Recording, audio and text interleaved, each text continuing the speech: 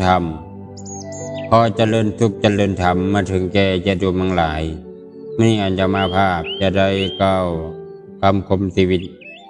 แต่ว่าไม่คำสอนของเจ้าเนาะแต่ว่าคำคมชีวิตนี้คือใช้ชีวิตอยู่อย่างพอเหมาะพอเพียงใช้ชีวิตอย่าพอแท้ใช้ชีวิตอยู่อย่างมีความสุขอยู่กับปัจจุบันเถิด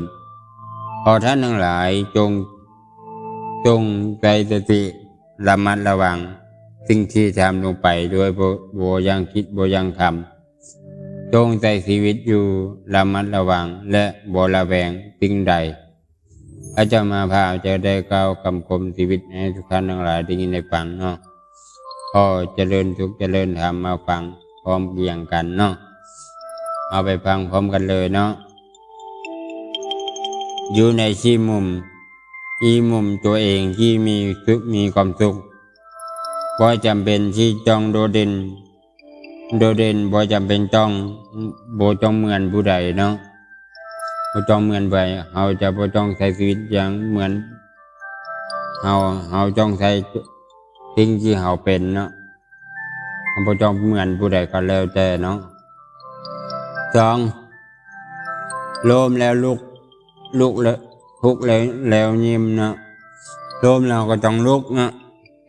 ขันบุลุกมันก็เจ็บนะมันก็ทุกข์แล้วยิ้มอันเอาทุกข์แล้วของปูยิ้มมันก็เหมือนอมทุกข์เนาะสิ่งที่กำลังจะมาถึงย่อมดีกว่าสิ่งที่ผ่านไปแล้วแน่นอนเนาะ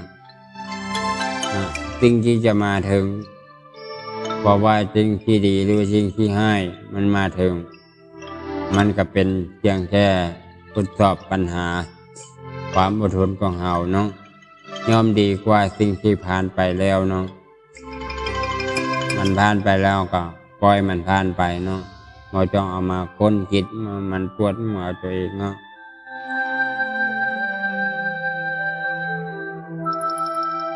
เนาะการได้ตื่นมาใช้ชีวิตทุกวันนั่นคือโอกาสที่ดีที่สุดนะเอาตื่นขึ้นมาใช้ชีวิตทุกวันเนาะเอาตื่นขึ้นมาทุกวันเวลาเนาะเอามีลมหายใจเอาตื่นขึ้นมายังมีโอกาสเอาต้องพยายามทำความเพียรและทำบุญกุศลให้หลายๆเนาะจะได้เป็นคือโอกาสที่ดีที่สุดของเราเนาะคิดบวกบ่ได้เป็นที่การลอกตัวเองนะบ่ว่ามีปัญหาหรือแต่ก่อนให้เรามีสุขใจภายใต้ปัญหาที่มีอยู่ถ้าเราบ่คิดบวกเราคิดบวกหรือคิดลบมันก็บ่ได้ลอกตัวเองนะเพราะว่าการเอาบ่ลอกตัวเองมันเป็นเรื่องที่ดีแต่ว่าปัญหานี่มันเข้ามาตลอดเวลาเนาะแต่ว่าเอามันก็เพียงทดสอบความอดทนกับความแข็งแกร่งของเราเข้มแข็งของเราเนาะให้สอนให้เรามีรู้จักทุกข์รู้จักปล่อยวางเนาะได้ภายใต้ปัญหาที่มีอยู่เนาะคิดน้อยหรือคิดหลายมันบ่สำคัญว่าเฮานั้นจะสำนึกคิดหรือบ่เนาะคิดน้อยหรือคิดหลายเฮาบ่สามารถจะว่าเอาสำนึกคิดเนาะอันนู้นสำนึกคิดเอาก็บ่สามารถคิดต่อไปจะสิ่งที่ดีๆกับขึ้นแก่เฮาความจดจำในชีวิตจะช่วยคัดกรองเพื่อนแท้อันเฮาจดจำนะอันเพื่อนทิมก็หมายความว่าเพื่อนบ่ดีเนาะเพื่อนที่ดีก็คือธรรมะนี่แหละเนาะบ่ชิมเฮาไปใช้ธรรมะวิจารณาธรรมเนาะ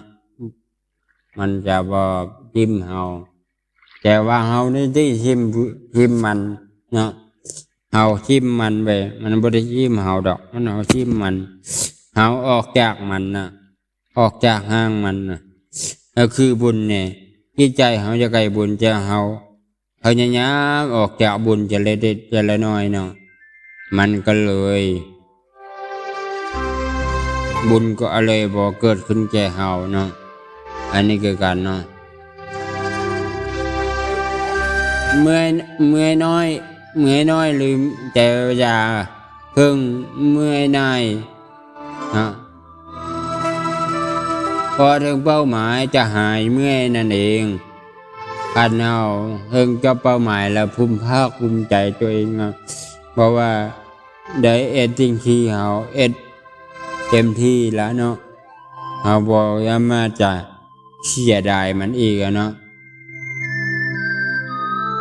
หน้าตาดีอยู่กับเฮาเพิ่งชาติหน้าตาดีของเฮาอยู่กับเฮาเพิ่งชาติแต่ว่าการเอาไปพิจารณาธรรมมันบ่ได้อยู่กับเฮาถึงชาติแล้วเนาะมันจะอยู่กับเฮา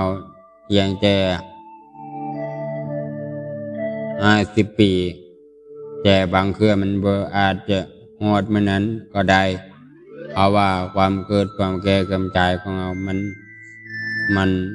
บอกว่าจะเด็กน้อยบอกว่าจะผู้ใหญ่มันก็ตายได้มาทุกคนเนาะมันบ่ฮอดมื้อนั้นเนาะ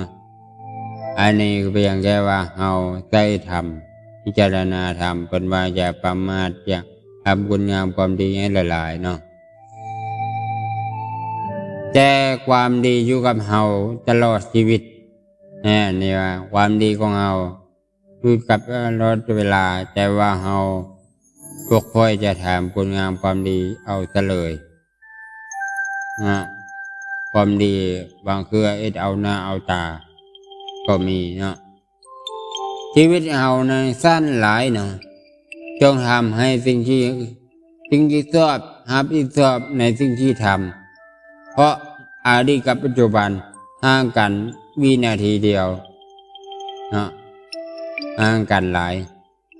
อดีตกับปัจจุบันเนาะห่างกันบ่ห่างกันบ่มันมื้อนี้ผ่านไปก็เป็นอดีตกับมื้อวานนี้เนาะผ่านมา5 มื้อแล้วอันนี้ก็เป็นอดีตของมื้อซื่นนั่นน่ะผ่านมาได้5 มื้อแล้วเนาะเป็นว่ามันบ่ได้ห่างกันทีเดียวคำคมชีวิตต้องอยู่เพิ่มพลังบวกให้ตัวเองเนาะเพิ่มพลังบวกให้ตัวเองทุกวันเนาะคำคมชีวิตเพิ่มพลังบวกเนาะ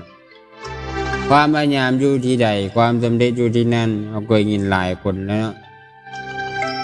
แต่ว่ามันบ่ฮอดจุดหมายปลายทางก็ล้มเลิกกันละบางเคือยอมแพ้ตกกระตาว่าไปเนาะอย่ายอมแพ้ต่อความฝันของคุณว่ายอมแพ้ความฝันของเจ้าเองเนาะบอกว่าจากบูใดจะพูดอันใดก็ตามอย่าไปฟัง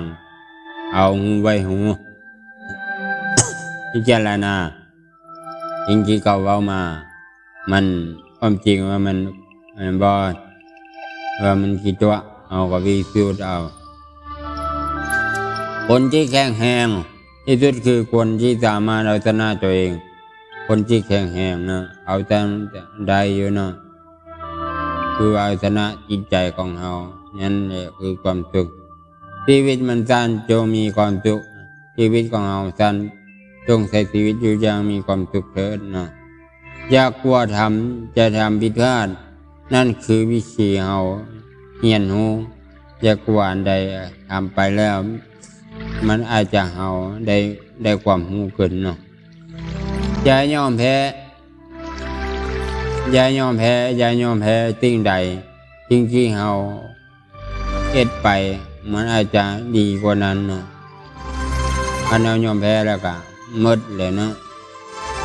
มันอาจจะบุสามารถจะลุกขึ้นได้กันเอาล้มแล้วเอาผู้ลุกจะเคลื่อนแล้วมันจะ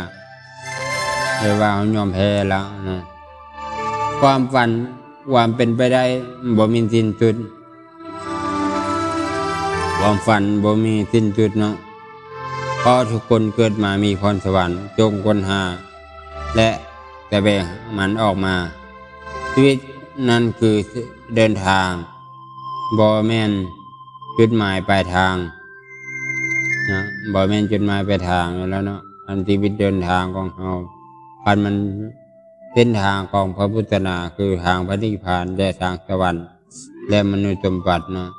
บ่มีจุดหมายปลายทาง แต่จุดหมายปลายทางบ่มีจุดหมายปลายทางคือว่าพระอรหันต์บ่มีแล้วเนาะ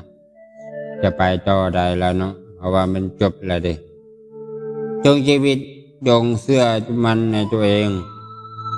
และคุณสามารถเจ้าสามารถทำอันใดก็ได้ก็ดี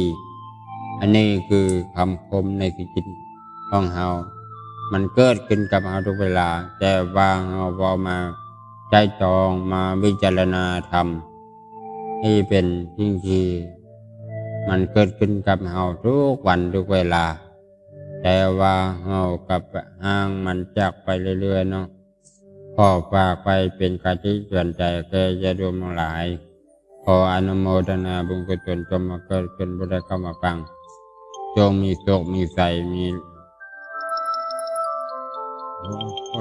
หันเจออุปสรรคขอให้ต่อสู้ต่อไปกับในชีวิตอยู่อย่างมีความสุขทุกคนเทิน